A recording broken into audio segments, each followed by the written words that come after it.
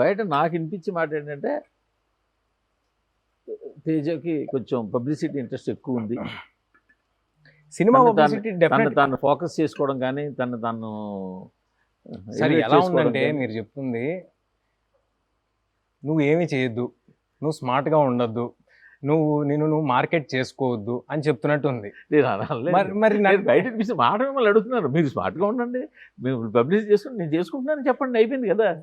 నాకేం ప్రాబ్లం లేదు సార్ చెప్పడానికి, కానీ నేను అంతగా ఏం చేయట్లేదు, పర్సనల్ పబ్లిసిటీ ఏం లేదు. ఉంటే నేను వద్దన్నాను, మీరు ఎక్కడన్నా నేను వద్దని నేను అనలేదు. ఆహా, మీరు స్మార్ట్గా ఉండద్దని లేదు, మీ స్మార్ట్ అంటే అన్నావు, నేను స్మార్ట్ అదే నేను చెప్పా కదా. నేను చేసుకుంటున్నాను అవును. అయిపోయింది కదా. కానీ నేను నిజంగా ఇందాక స్మార్ట్ దాని గురించి ఒప్పుకున్నాను నేను. అవును. ఇది 100% ప్రతిదీ- ఏకీభవించలేను.